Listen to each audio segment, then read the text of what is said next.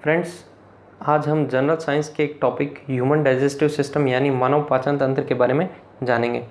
ये टॉपिक सभी competitive exams जहाँ पर जीके सेक्शन में जनरल साइंस से संबंधित प्रश्न पूछे जाते हैं, वहाँ पर मानव पाचन तंत्र ये जो टॉपिक है, यहाँ से प्रश्न पूछे जाने की संभावना अधिकतम है। आइए जानते हैं इस टॉपिक के बारे में। सबसे पहले हम मानव पाचन तंत्र के अंगों के बारे में सामान्य जानकारी लेंगे। हम देखते हैं कि मानव पाचन तंत्र किन से मिलकर बना होता है। मानव पाचन तंत्र में एक आहार नाल सम्मिलित रहती है और विभिन्न पाचन ग्रंथियाँ शामिल रहती हैं। आहार नाल में विभिन्न अंग होते हैं जिनके बारे में हम चर्चा करेंगे। और पाचन ग्रंथियाँ क्या करती हैं? एंजाइमों का स्त्राव करती हैं। एंजाइम्स जो होते हैं ऐसे रासायनिक कारक होते हैं जो क्या करते हैं, भोजन के बड़े अणुओं को छोटे अणुओं में तोड़ देते हैं। दोस्तों, हम जब भोजन ग्रहण करते हैं तो भोजन में क्या सम्मिलित रहते हैं? कार्बोहाइड्रेट रहता है, वसा रहती है और प्रोटीन रहते हैं। इनके बड़े अणुओं के रूप में हम भोजन ग्रहण करते हैं, पर हमारा शरीर इसको अवशोषित किस प्रकार कर पाएगा? छोटे छोटे अणुओं में इसे अवशोषित कर पाएगा। तो छोटे अणुओं में तोड़ने के लिए किसकी सहायता चाहिए? एंजाइम्स की सहायता चाहिए। जो एंजाइम्स किसके द्वारा स्रावित होते हैं? पाचन ग्रंथियों के द्वारा। तो हमें विभिन्न पाचन ग्रंथियों के बारे में जानना है, एंजाइमों के बारे में जानना है और हमें सामान्य जानकारी लेनी है। यहीं से प्रश्न आते हैं। तो सबसे पहले हम देखते हैं, पाचन तंत्र का प्रमुख कार्य भोजन को पचाना और उसे छोटे पदार्थों में बांटना ताकि हम भोजन को अवशोषित कर सकें। अब हम बात करेंगे कि आहार नाल के विभिन्न भाग कौन से अंग हैं। सबसे पहले हम मुख, दांत और जीवा के बारे में चर्चा करेंगे। मुख जिसमें दांत और जीवा रहती है। ग्रसनी के बारे में, ग्रसनी गला जिसमें सांस की एक नली होती है और भोजन की एक नली रहती है। इन दोनों के लिए ये क्या करता है? एक सामान्य मार्ग होता है। ग्रसिका की बात करेंगे। ग्रसिका ये जो दिखाई गई है लंबी नली जो अमाशय तक जाती है, ये ग्रसिका होती है। इसके बारे में हम चर्चा करेंगे। अमाशय एक थैलीनुमा संरचना होती है जो डायफ्राम के नीचे स्थित रहती है। क्षुद्रांत यानी कि छोटी आंत के बारे में चर्चा करेंगे, जिसे स्मॉल इंटेस्टाइन भी कहा जाता है। ये जो होती है इसकी लंबाई 7 मीटर होती है। 7 मीटर यानी हमारे शरीर की लंबाई से कई गुना अधिक होती है और इसकी चौड़ाई जो है लगभग 2.5 सेंटीमीटर होती है। ये हमारे उदर के भीतर स्थित रहती है और कुंडली नुमा होती है, ऐसे जिगजैग रहेगी। तो आप इस चित्र में देख सकते हैं, यहाँ पर छोटी आंत को दर्शाया गया है। ये अंदर की ओर जो दिखाया गया है वो छोटी आंत है और बाहर की ओर जो है वो बड़ी आंत दिखाई गई है। तो इस चित्र से आप जान सकते हैं, एनसीईआरटी की किताब से मैंने ये कंटेंट लिया है। छोटी आंत की लंबाई इसलिए इतनी अधिक होती है ताकि यहाँ से भोजन अधिक समय के लिए गुजर सके। अधिक समय से गुजरने के कारण भोजन पचने के लिए उपयुक्त समय मिल जाता है और यहाँ से क्या कर लिया जाता है? भोजन अवशोषित कर लिया जाता है। इसके 3 उप विभाजन हैं। ड्योडेनम है, अमाशय के बाद में एक छोटा सा भाग होता है। मध्यांतर जिसे जैजनम कहा जाता है 2 मीटर लंबा होता है और इलियम जो है वो 4 मीटर ऐंठा हुआ भाग होता है। तो हमें ये याद रखना है, ड्योडेनम, जैजनम और इलियम नाम के ये जो पार्ट हैं किसके हैं? छोटी आंत के पार्ट हैं, स्मॉल इंटेस्टाइन के पार्ट हैं। फिर हम बड़ी आंत के बारे में बात करेंगे, लंबाई 1 मीटर है। तो आइए हम जानते हैं सभी अंगों के बारे में हम चर्चा करते हैं। सबसे पहले हम मुख की बात करते हैं। हमारे मुंह से भोजन को ग्रहण किया जाता है, वहाँ से पाचन की क्रिया शुरू हो जाती है। तो सबसे पहले हम यहीं से स्टार्ट करते हैं। सबसे पहले हम बात करते हैं कि मनुष्य में दांत के बारे में हम बात करते हैं। मनुष्य सहित अधिकांश स्तनधारियों के जीवन काल में 2 तरह के दांत आते हैं। एक तो होते हैं स्थायी दांत और एक होते हैं अस्थायी दांत। जो स्टार्टिंग में आते हैं अस्थायी दांत होते हैं, जिन्हें हम दूध के दांत भी बोलते हैं। फिर वयस्कों में जो ये दांत होते हैं वो किससे स्थापित हो जाते हैं? ये गिर जाते हैं 7 या 8 साल की उम्र में, सारे दांत गिरने लगते हैं और फिर बाद में नए दांत आते हैं जो हमारे जीवन काल के दौरान रहते हैं। ये दांत जो होते हैं वो स्थायी दांत होते हैं और जो दांत गिर जाते हैं वो अस्थायी दांत होते हैं। इस तरह मनुष्य क्या हो गया? द्विज कहलाता है। मतलब उसके अंदर क्या है कि 2 बार दांत आते हैं, उसको द्विज बोला जाता है। दंत व्यवस्था जो होती है द्विबार दंती व्यवस्था होती है, इस व्यवस्था को बोलते हैं। इसमें मनुष्य में 32 दांत होते हैं। सामान्य सी बात है, आपको याद होता है। ये तो थी सामान्य जानकारी दांत से संबंधित। अब जो इम्पोर्टेंट फैक्ट है जहाँ से प्रश्न बनते हैं उसके बारे में हम चर्चा करते हैं कि मनुष्य में कितने प्रकार के दांत होते हैं। तो इन दांतों का प्रकार क्या है? 4 प्रकार के दांत होते हैं। कृंतक जिसे इंसिजस बोला जाता है, रदनक जिसे कैनाइन बोला जाता है, अग्रचवर्णक, प्रीमोलर और चवर्णक जो है मोलर बोला जाता है। तो ये 4 प्रकार के दांत होते हैं। इनको दिखाया गया है इस चित्र में। अगर इसको इस पार्ट में डिवाइड कर दिया जाए तो यहाँ पर जो उपस्थित दांतों के प्रकार हैं उनकी संख्या को यदि 4 से गुना कर देंगे तो फिर दांतों की टोटल संख्या 32 आ जाएगी। हम देखते हैं कृंतक कितने हैं। कृंतक ये इस भाग में दिखाए गए 2 दांत जो है वो इंसीजर्स या कृंतक कहलाते हैं। क्या काम आते हैं? भोजन को काटने के काम आते हैं। आगे वाले जो दांत होते हैं रदनक यानी कि कैनाइन जो होते हैं ये भोजन को चीर फाड़ करने के काम आते हैं, रदनक कहलाते हैं। अग्रचवर्णक ये जो होता है हम जिसे दाढ़ बोलते हैं वो अग्रचवर्णक में आती है, प्रीमोलर बोलते हैं। उनकी संख्या होती है 2, वो 2 संख्या में होते हैं और ये क्या करते हैं? भोजन को चबाने के काम आते हैं। चवर्णक जो है वो अधिक कठोर भोजन को चबाने के काम आते हैं जिसे मोलर बोला गया है और इनकी संख्या कितनी होती है? 3 होती है। याद करने का तरीका क्या है? 21-23 इसको याद करने का तरीका है। ये दंत सूत्र कहलाता है 21-23, इसे याद रख सकते हैं आप। 2 तो क्या है? इंसीजर्स हैं यानी कि कृंतक है। 1 जो है वो रदनक है और फिर से 2 क्या है? अग्रचवर्णक प्रीमोलर और 3 किन की संख्या है? चवर्णक या मोलर की संख्या है। तो 21-23 सूत्र से आप याद रख सकते हैं, ये इनकी संख्या है। अब इसको 4 से गुना कर देंगे, 2 3 2 5 और 3 8 और 8 × 4 कितना होता है? 32। तो दांतों की कुल संख्या कितनी आ गई? 32 आ गई।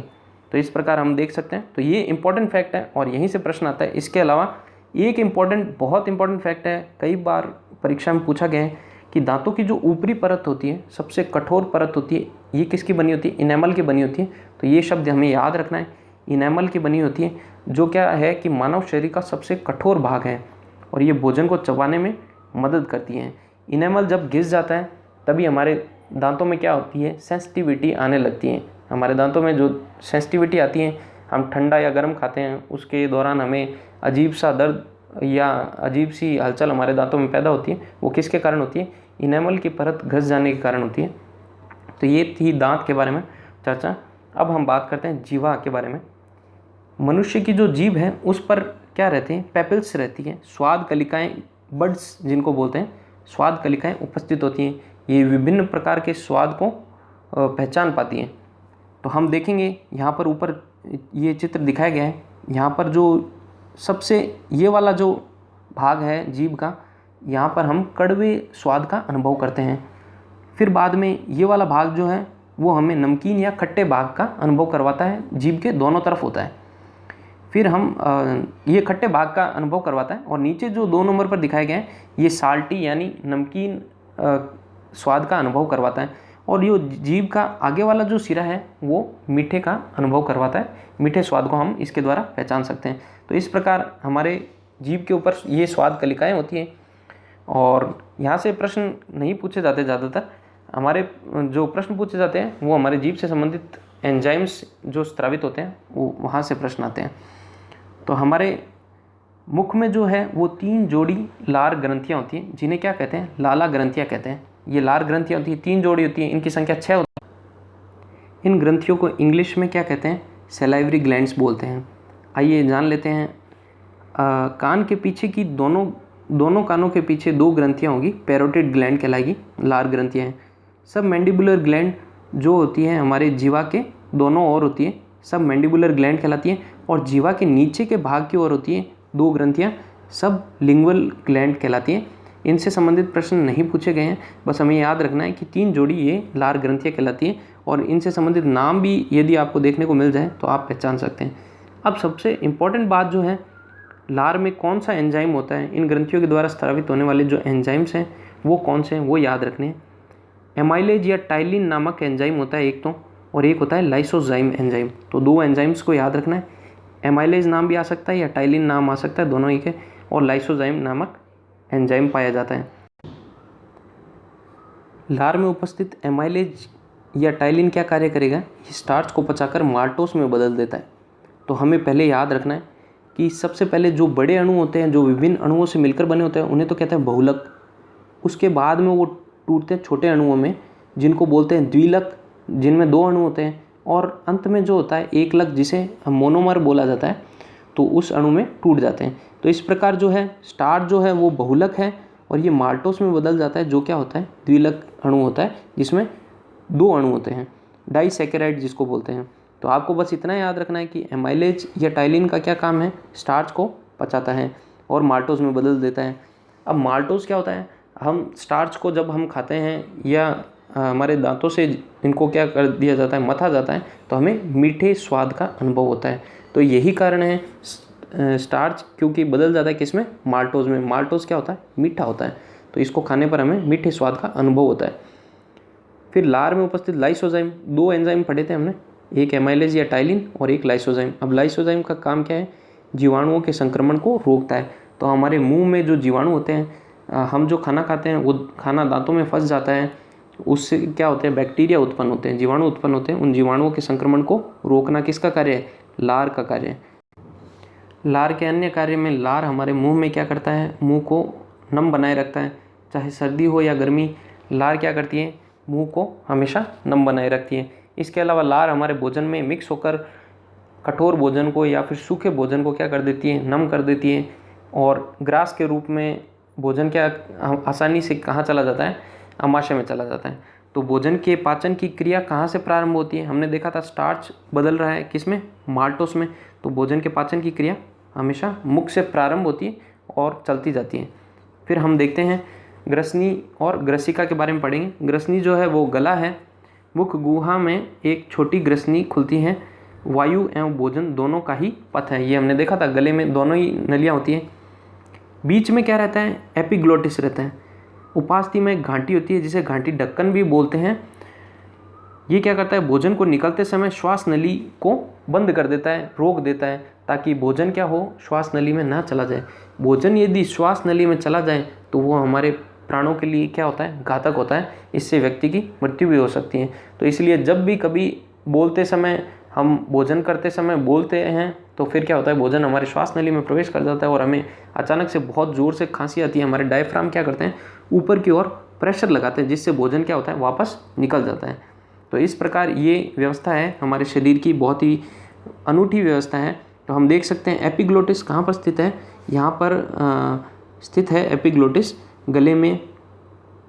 ये क्या है, घाटी ढक्कन है, बंद हो जाएगा, खुल जाएगा। तो इस प्रकार याद रखना है, यहाँ से प्रश्न अवश्य आता है, एपिग्लोटिस को याद रखना है, बहुत इंपॉर्टेंट है।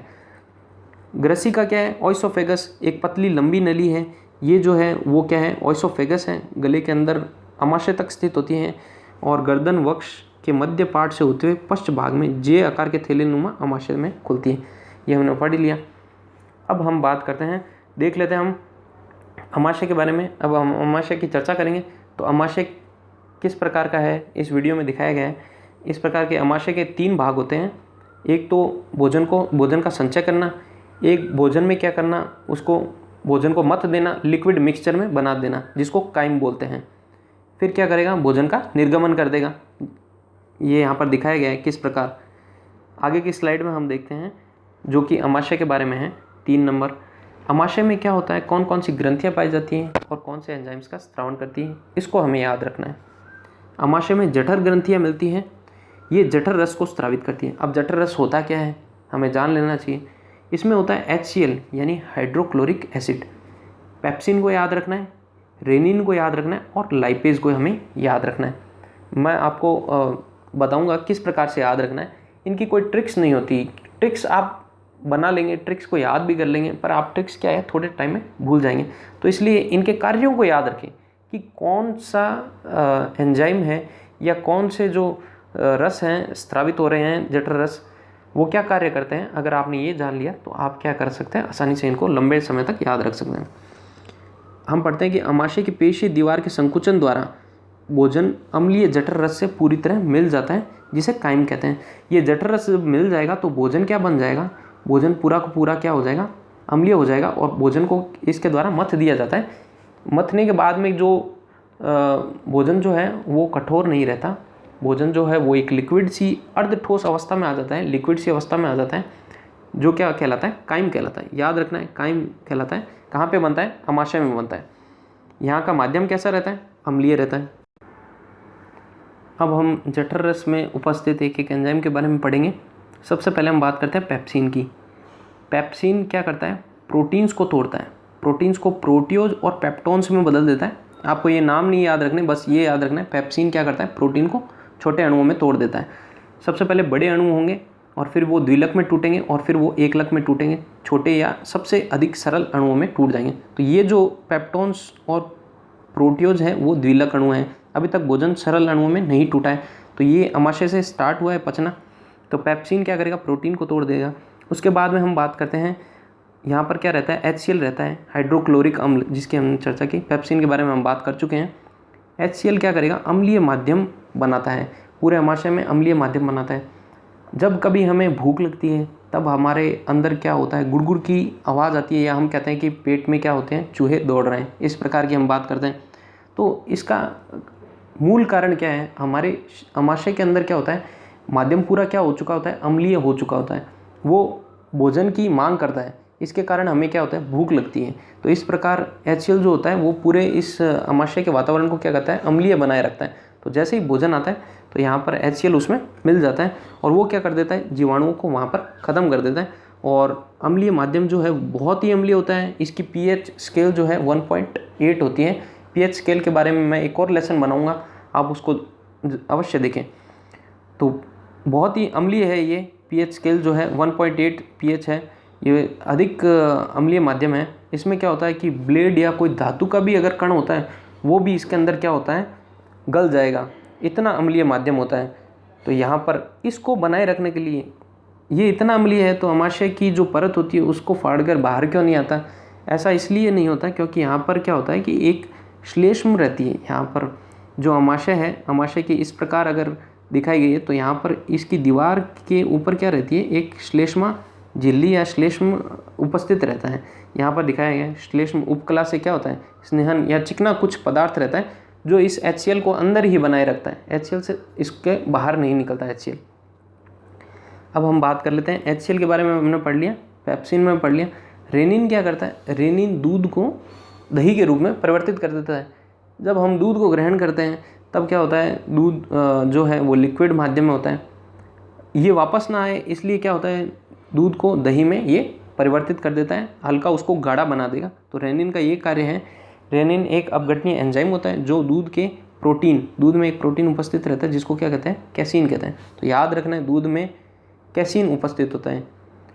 दूध का जो सफ़ेद रंग होता है वो इसी प्रोटीन की अवस्था का, इसी प्रोटीन की उपस्थिति के कारण होता है, कैसीन जिसको बोलते हैं। इसको पचाने में एक कौन सहायक है, रेनिन सहायक है। तो याद रखना है, नवजातों के जठर रस में क्या होता है, रेनिन पाया जाता है।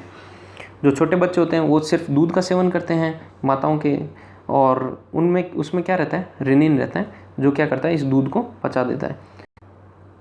अब अंत में बचा लाइपेज, और लाइपेज एंजाइम जो है वो क्या करता है, वसा का पाचन करता है। तो हमने पढ़ लिया HCl के बारे में, पेप्सिन के बारे में, रेनिन जो दूध को पचाता है, और लाइपेज जो वसा को पचाता है। तो पेप्सिन प्रोटीन को, ये सभी कार्यों को हमने जान लिया है। तो अब हम याद रख सकते हैं कौन सा एंजाइम किस कार्य में सहायक है। अब हम देखेंगे, छोटी आंत के बारे में पढ़ेंगे और बड़ी आंत के बारे में पढ़ेंगे। इस वीडियो में दिखाया गया है, ऊपर की जो येलो कलर की दिखाई गई है वो है बड़ी आंत, जिसको लार्ज इंटेस्टाइन बोला जाता है। ये क्या करती है, पानी और खनिज लवण का अवशोषण करती है। फिर स्मॉल इंटेस्टाइन को दर्शाया गया है, यहाँ पर स्मॉल इंटेस्टाइन को दर्शाया गया है। स्मॉल इंटेस्टाइन क्या करती है, भोजन का अवशोषण करती हैं, और विभिन्न अवयव, विटामिन्स होते हैं भोजन में, कार्बोहाइड्रेट होते हैं, प्रोटीन होते हैं, और वसा का अवशोषण कर लेती हैं। और नीचे जो है वो दिखाया गया है, इसमें मलाशय दिखाया गया जिसको रेक्टम बोलते हैं। वो क्या कर देते हैं, अपचित भोजन को शरीर से बाहर निकाल देते हैं। अब एक एक करके हम इसके बारे में चर्चा करेंगे।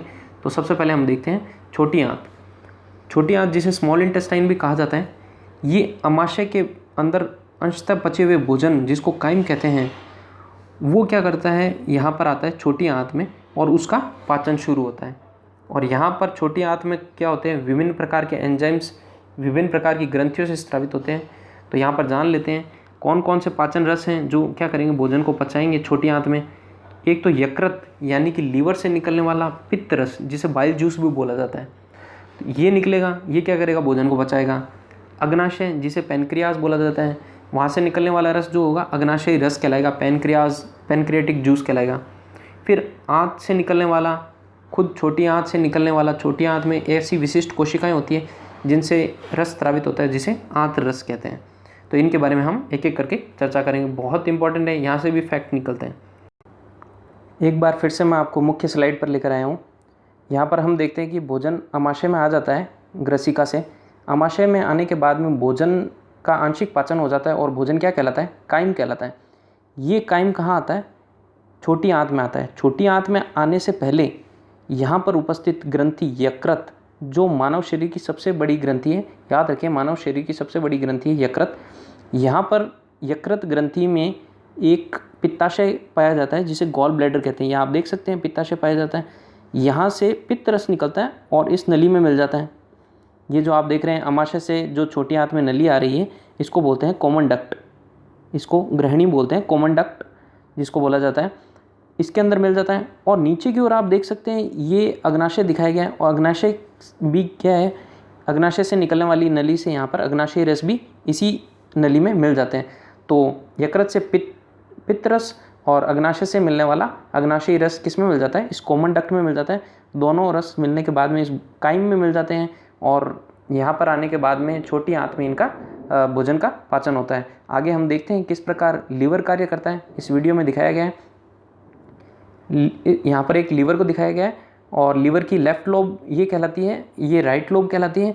और यहाँ पर कोरोनरी लिगामेंट है जो इसको बांधे रखता है। गॉल ब्लैडर दिखाया गया है जिसे हम हिंदी में पित्ताशय कहते हैं। यहाँ से ही पित्त रस का स्त्रावण होता है। ये पित्त हरित रंग का होता है, पीले और हरे रंग का होता है। यहाँ से पित्त रस का स्त्रावण होता है और ये जाता है किसमें? कॉमन डक्ट में।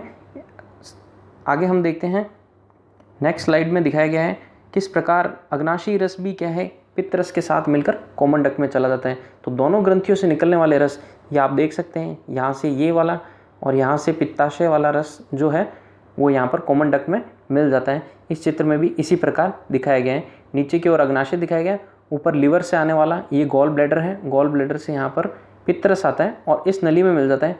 यहाँ से काइम आएगा, ये काइम में दोनों रस मिल जाएंगे, अग्नाशयी रस और पित्त रस। आगे जाके ये क्या करेंगे? भोजन का पाचन करेंगे। कहाँ पर? छोटी आंत में। सबसे पहले हम बात करते हैं पित्त रस की। पित्त रस पाइल जूस जिसको बोलते हैं, उसका रंग कैसा होता है? पीला होता है। पित्त का अर्थ होता है पीला। ये एक पीला हरा रंग लिए हुए क्षारीय तरल पदार्थ है जिसकी पीएच कितनी है? 8 है। 7 पर पीएच क्या होती है? उदासीन होती है। और उसके बाद में क्या हो जाती है? 8 से लेके 14 तक क्या हो जाती है? क्षारीय होती है। तो इसकी पीएच 8 रहती है। ये क्या करेगी? आमाशय से आने वाला भोजन जो क्या होगा? अम्लीय होगा, उसे क्या कर देगी? उदासीन कर देगी। इसमें 98% जल रहता है और इसमें उपस्थित सोडियम कार्बोनेट जो है आमाशय से आए काइम को क्या कर देगा? उदासीन बना देगा, क्षारीय कर देगा, उदासीन बना देगा। पित्त लवण, पित्त रस में क्या होते हैं? पित्त लवण होते हैं जो क्या करते हैं? वसाओं का पायसीकरण करते हैं।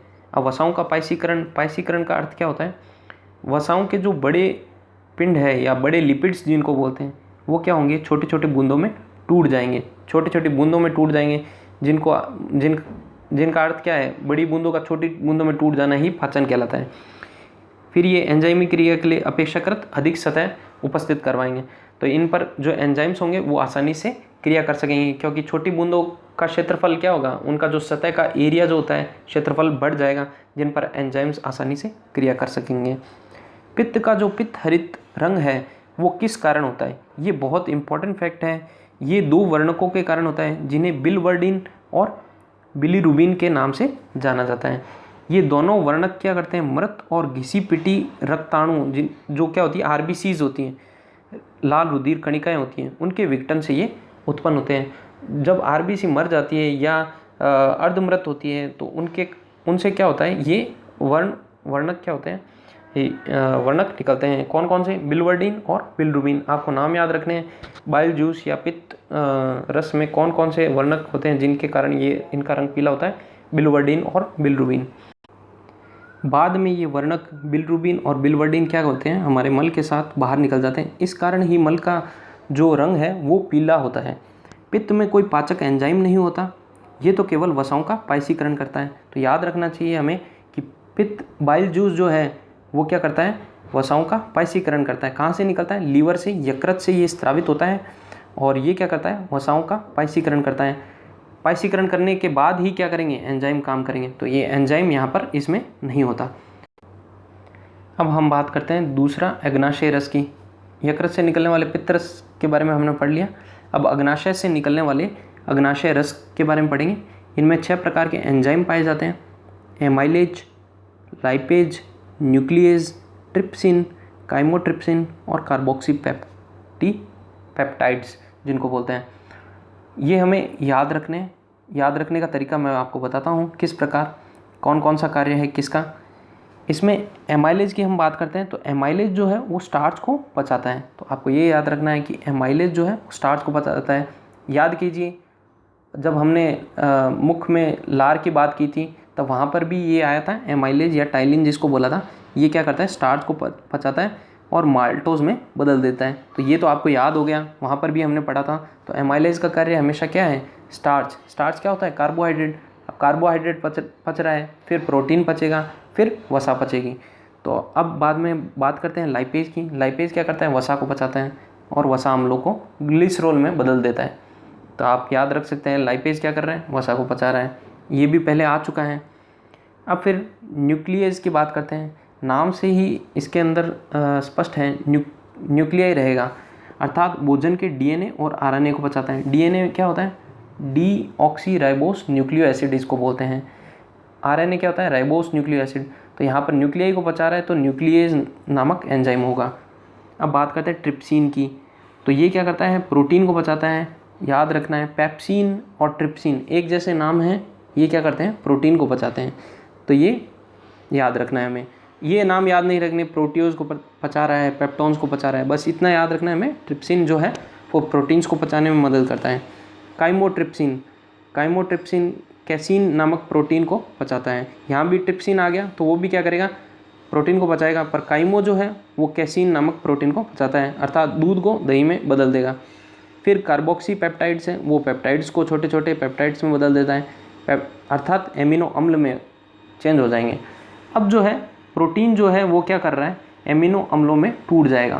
प्रोटीन का सबसे जो छोटा रूप है, जो जिनको सरल अणु बोलते हैं, वो क्या होते हैं, एमिनो अम्ल होते हैं। एमिनो अम्ल ही मिलकर बनाते हैं प्रोटीन। ये हमारे शरीर के निर्माण में आवश्यक होते हैं। तो आपको याद हो गए। और आप याद रख सकते हैं टेल याद रख सकते हैं, बहुत इंपॉर्टेंट है। ये 3 एंजाइम तो बहुत इंपॉर्टेंट है, बाकी के आपको याद रहेंगे, काइमोट्रिप्सिन वगैरह। तो टेल में टी का मतलब है ट्रिप्सिन, ए का मतलब है एमाइलेज और एल का मतलब है लाइपेज। तो आप टेल से याद रखें, अग्नाशयी रस क्या है, टेल है। ट्रिप्सिन, एमाइलेज और लाइपेज। ट्रिप्सिन क्या करता है, प्रोटीन को पचाता है। एमाइलेज क्या करता है, स्टार्च को पचाता है या कार्बोहाइड्रेट को पचाता है। और लाइपेज क्या करता है, वसा को पचाता है। इतना याद रखना है आपको। अब अंत में छोटी आंत से निकलने वाला तीसरा क्या है, आंतररस है। ये आपको ज़्यादा इसमें कोई इंपॉर्टेंट नहीं है, याद नहीं रखने। इसमें ग्लाइकोसिडेस, ये नाम याद नहीं रखना, बस आपको ये याद रखना है माल्टेज, सुक्रेज और लैक्टेज, ये जो एंजाइम होते हैं ये क्या कर देंगे, इनको पचा देंगे। देखो माल्टेज जो किस में बदल रहा है, ग्लूकोज में। ग्लूकोज क्या है, सबसे सरल अणु है। ये टॉपिक थोड़ा सा कठिन है, आपको याद रखना है बस कि कौन कौन से एंजाइम्स किस किस को पचा रहे हैं। सुक्रोज को कौन पचा रहा है, सुक्रेज इसको पचा रहा है और ग्लूकोज और फ्रक्टोज में चेंज कर रहा है। लैक्टोज को कौन पचा रहा है, लैक्टेज नामक एंजाइम, यहाँ पर लैक्टेज को दिखाया गया है। ये भी ग्लूकोज और गैलेक्टोज में तोड़ रहा है उनको। तो ये क्या बन जाएंगे, मोनोसैकेराइड बन जाएंगे। मोनो का अर्थ सरल अणु, सबसे सरल अणु, ग्लूकोज का सरल अणु। ये सूत्र है ग्लूकोज का C6H12O6। ये क्या थे, डाइसैकेराइड थे। देखो 2 से गुना हो रहा है सब में, C12H22O11। ये क्या है, डाइसैकेराइड। डाई का अर्थ 2, मोनो का अर्थ सरल अणु मतलब 1। अब इसे क्या कर लिया जाता है, अवशोषित कर लिया जाता है। यही कारण है कि छोटी आंत में भोजन का अवशोषण हो जाता है। लाइपेज के बारे में हमने पढ़ ही लिया। लाइपेज के बारे में पेप्टाइड्स भी क्या करता है, पेप्टाइड्स को तोड़कर एमिनो अम्ल में बदल देता है। ये भी पीछे हमने पढ़ लिया। ये आंतररस में भी ऐसा ही होता है। तो अब हम बात करेंगे बड़ी आंत की। बड़ी आंत क्या है, बृहदंत्र जिसको बोलते हैं या लार्ज इंटेस्टाइन बोलते हैं। ये क्या करती है, ये अब भोजन क्या है, पच चुका है और छोटी आंत के द्वारा अवशोषित कर लिया गया है। अब बड़ी आंत में सिर्फ और सिर्फ भोजन में उपस्थित जो जल रहेगा उसका अवशोषण होगा और जो भी खनिज लवण रहेंगे उनका अवशोषण होगा। तो याद रखना है बड़ी आंत का क्या कार्य है, भोजन में उपस्थित जल तथा खनिज लवणों का अवशोषण करना। बहुत इंपॉर्टेंट है, बस एक प्रश्न यहाँ से बनता है। फिर मल विसर्जन या मलोत्सर्ग है, जिसे बहिक्षेपण बोलते हैं। भोजन का अपचित भाग होता है। इसमें पादप रेशे होते हैं जो क्या होते हैं, ठोस होते हैं, पच नहीं पाते, इसलिए क्या हो जाते हैं, मल द्वारा ये जो अनअवशोषित या अपचा हुआ भाग है ये क्या होता है, निष्कासित कर दिया जाता है या बाहर निकाल दिया जाता है। तो ये होता है मल विसर्जन या मल उत्सर्ग। तो फ्रेंड्स ये था आज का टॉपिक मानव पाचन तंत्र।